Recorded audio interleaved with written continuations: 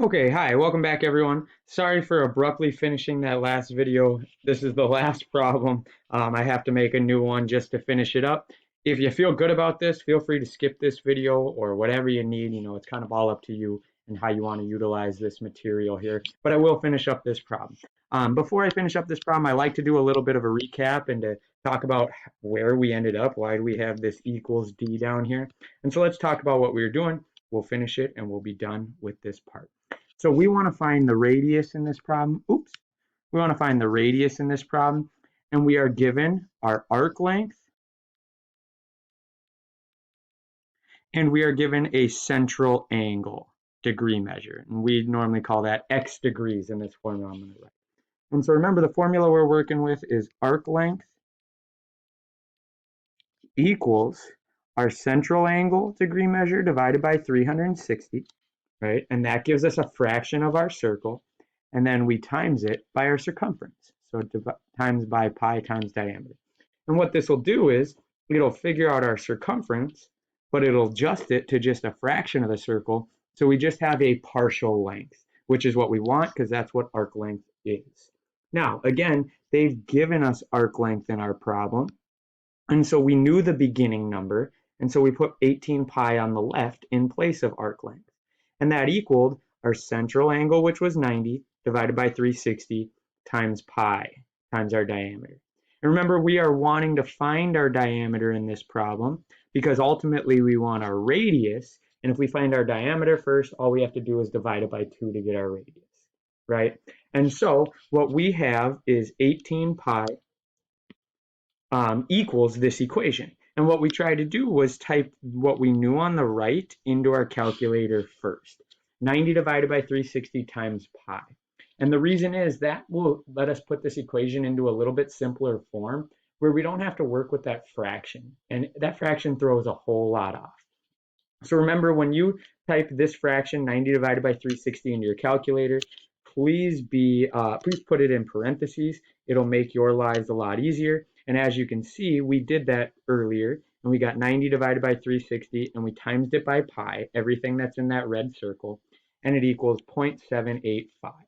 And so I wrote 0.785 down there, and then what we did was we replaced that fraction times pi with what it equaled, which was 0.785, right? And the reason why we want to do that, and let me just clear this up a little bit now, and we can kind of refinish this problem from this point, is because when I've rewritten that as just 0.785 times my diameter, to get diameter by itself, I just have to do the opposite of timesing, right? So I just divide both sides by 0.785. And the 0.785s on the right just cancel, leaving me with my diameter. And this is what I want to type into my calculator. Now, I have to be smart about that as well. And so I'm going to go back to my calculator. And that 18 pi, I'm going to type that in parentheses. 18 times pi. Because that's like two different things. It's 18 and pi. And we want it to count as one thing. So we're going to keep it in the parentheses.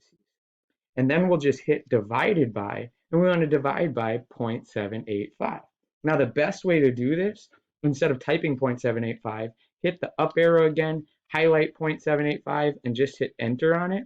And it'll put that whole decimal into our expression. And so that way it won't round it as bad for us. And then when we hit enter, that'll be what our diameter is. And so you see that our diameter is 72.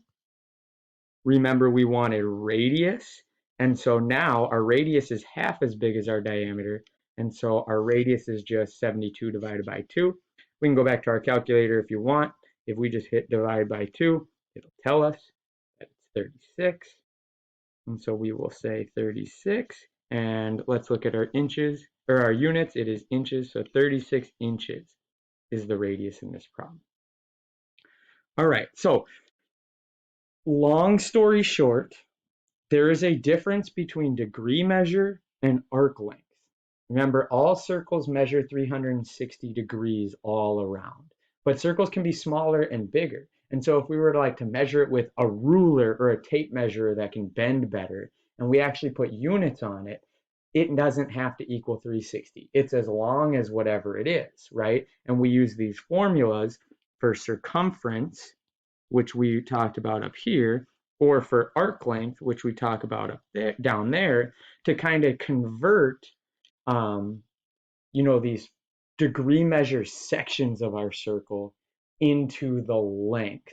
And so what you really need to be careful about is reading the directions, right? Reading the directions. If they say things about length, we need to think about circumference, so pi times diameter, or arc length, so pi times diameter times that fraction.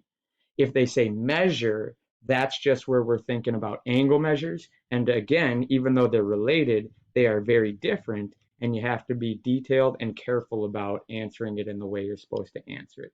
And so again, as always, if you have any questions, please let me know. Please email me, please ask them, and I will help you out. But let's move on to the part 3 worksheet now, and we'll have that homework review tomorrow as well. So keep working hard. Thank you very much.